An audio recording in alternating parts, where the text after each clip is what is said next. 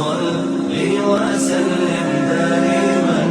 أبدا على بسم اللہ الرحمن الرحیم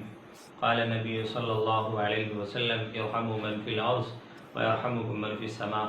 تم زمین والوں پر رحم کرو، آسمان والا تم پر رحم کرے گا۔ یہ اللہ کے نبی علیہ السلام کا ارشاد ہے۔ آج جب کہ پوری دنیا انسانیت ایک بیماری میں ملوث ہے اور ہر طرف سے رونے اور چیخنے اور چلانے کی آوازیں آ رہی ہیں، ہر آدمی اس بیماری سے ڈرا ہوا ہے، سہما ہوا ہے، اسی طریقے سے ہمارے ملک کے اندر بھی یہ بیماری آ چکی ہے اور اس میں بہت سارے حضرات ملوث بھی ہیں،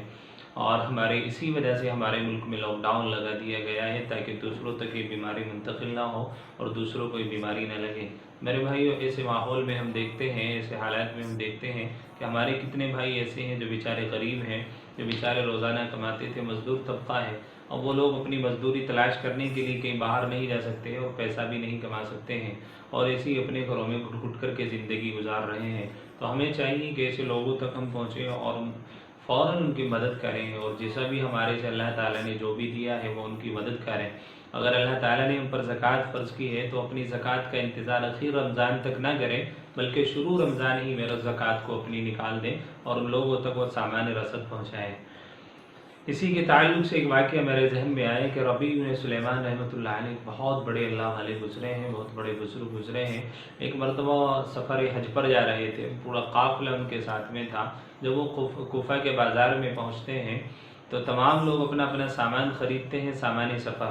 ربیع بن سلیمان رحمۃ اللہ علیہ قضاء حاجت کے لیے ایک جنگل کی طرف چلے جاتے ہیں۔ وہاں پر دیکھتے ہیں کہ ایک عورت ہے جو اپنے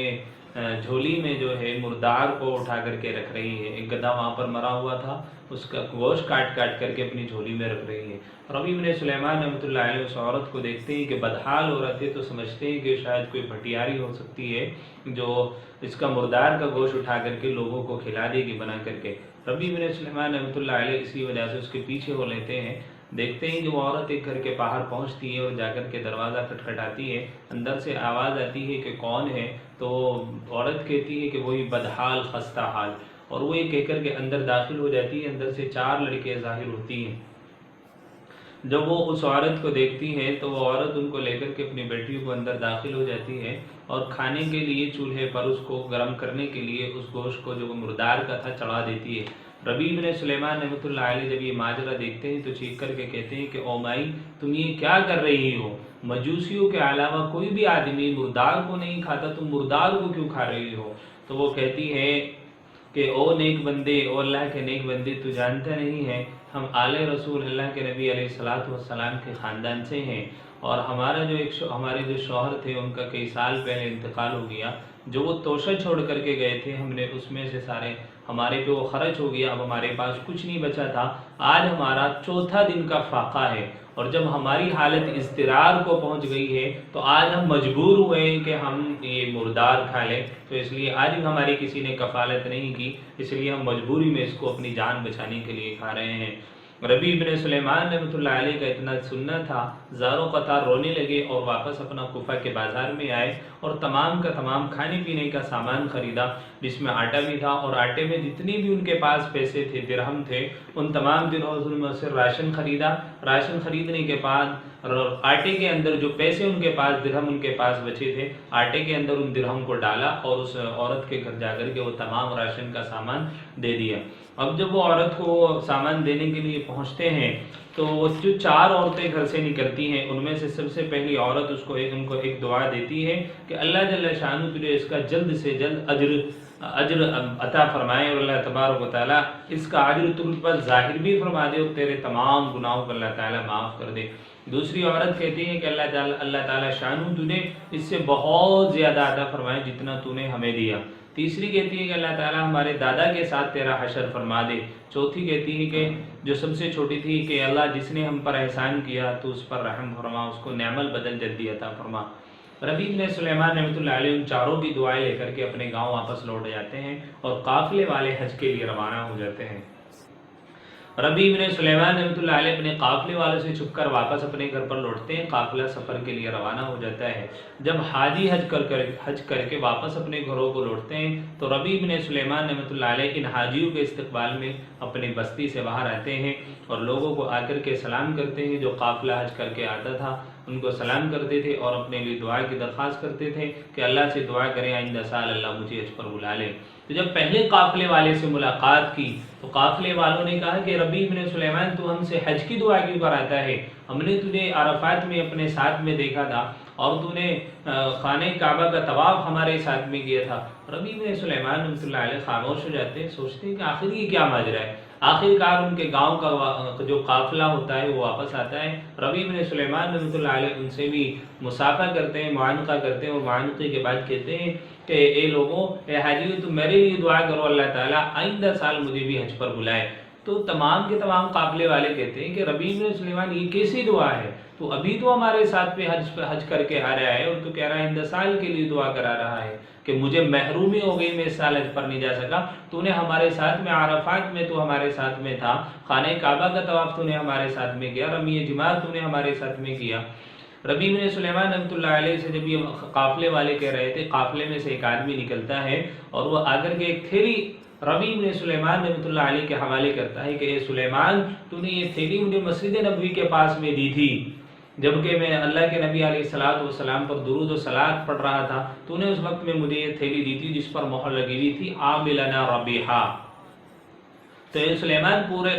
پورے اس راستے میں اس کی حفاظت کرتا ہوا آ رہا ہوں، آپ اپنی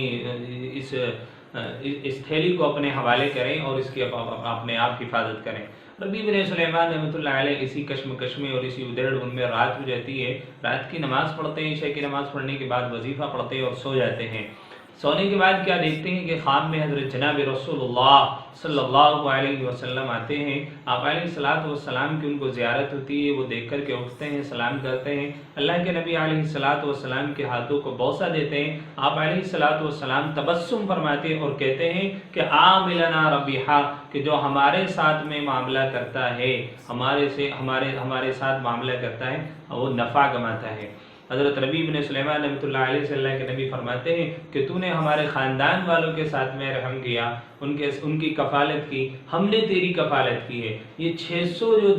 درہم تو نے ہمارے گھر والوں کو آٹے میں رکھ کر کے دیے تھے، یہ 600 دینار جو اس لڑکی نے تجھے دی تھی کہ دعا دی تھی کہ اللہ تبارک و تعالیٰ اس کا نعم البدل تجھ پر ظاہر فرما دی ہے، اس کے بدلے ہیں کہ تو نے ہمارے خاندان کی کفالت کی تو ہم تیری کفالت کر رہے ہیں۔ وہ 600 دینار بن کر کے اللہ تبارک و تعالیٰ اللہ کے نبی علیہ الصلوۃ والسلام نے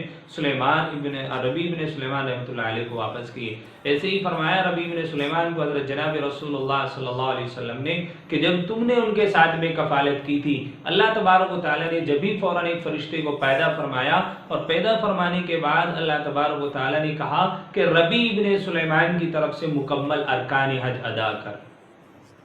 اللہ کے نبی نے یوں بھی فرمایا کہ اے ربیع بن سلیمان، کتنے گواہ ہم قائم کریں کہ تو نے حج کیا ہے؟ یعنی اللہ تبارک و تعالیٰ نے تیری شکل و صورت کا فرشتہ پیدا فرمایا جو تیری طرف سے تمام ارکان حج ادا کرتا رہا اور قیامت تک کے لیے تیرے لیے ارکان حج ادا کرتا رہے گا۔ کتنی بڑی فضیلت ہے کہ مخلوق خدا کے ساتھ میں ایک چھوٹی سی ہمدردی کرنے کی وجہ سے، ان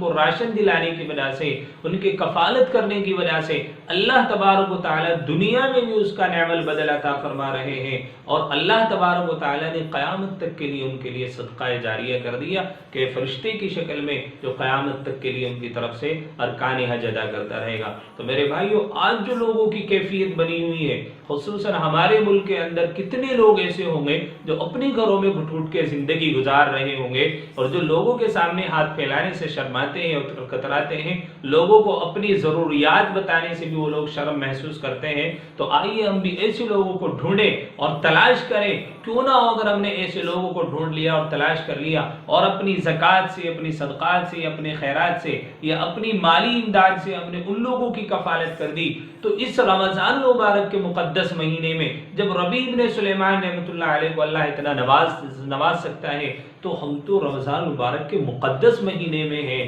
تو اس رمضان مبارک میں اگر ہم نے کسی غریب کی کفالت کر دی تو اللہ تبارک و تعالی ہمیں وہ بدلہ دیں گے، اللہ تبارک و تعالی ہمیں وہ نوازیں گے کہ ہمارے وہم و گمان بے میں نہیں آ سکتا۔ آج کتنے لوگ ہیں جو اپنے گھروں میں گھٹ گھٹ کے زندگی گزار رہے ہیں۔ تو میرے بھائیو، اس موقع کو اپنے لیے ہم غنیمت سمجھیں، اور جتنا بھی اللہ تبارک و تعالی نے ہمیں مال دیا ہے، اگر ہم پہ زکوٰۃ فرض ہے تو اخیر رمضان کا انتظار نہ کریں، بلکہ شروع رمضان ہی میں اپنی زکوٰۃ کو دیں اور لوگوں تک اپنے سامان رسد کو پہنچا دیں، تاکہ وہ لوگ بھی روزہ ٹھیک سے رکھ سکیں اور سحری اپنی افطار کر سکیں۔ اگر ہم نے کسی کو افطار کرا دیا، اللہ کے نبی علیہ الصلوۃ والسلام ارشاد فرماتے ہیں کہ جہنم سے اس کے لیے خلاصی کا ذریعہ بن جائے گا۔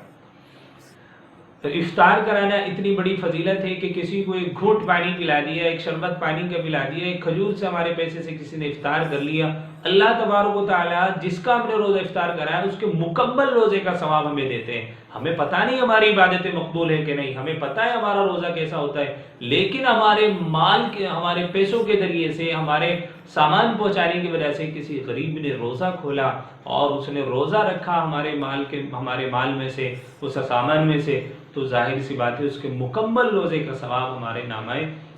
اعمال میں لکھا جائے گا، جو کہ ہمارے لیے بڑی فضیلت کا باعث ہوگا، جو کہ ہمارے لیے ذخیرہ آخرت ہوگا اور ہمارے لیے مغفرت کا سامان ہے۔ تو میرے بھائیو، اس موقع کو غنیمت جانیں اور جتنا بھی اللہ کے مخلوق کے ساتھ میں ہمدردی ہو سکتی ہے ہمدردی کریں، ان لوگوں تک اپنے سامان رسد کو پہنچائیں۔ اللہ کے نبی ارشاد فرماتے ہیں کہ ارحموا من فی الارض یرحمکم من فی السماء، تم زمین والوں پر رحم کرو، آسمان والا تم پر رحم کرے گا۔ اللہ تبارک و تعالیٰ اس ماہ رمضان میں ہمیں مخلوق خدا کے ساتھ میں ہمدردی کرنے کی توفیق عطا فرمائے، اور آخر دعوانا الحمدللہ۔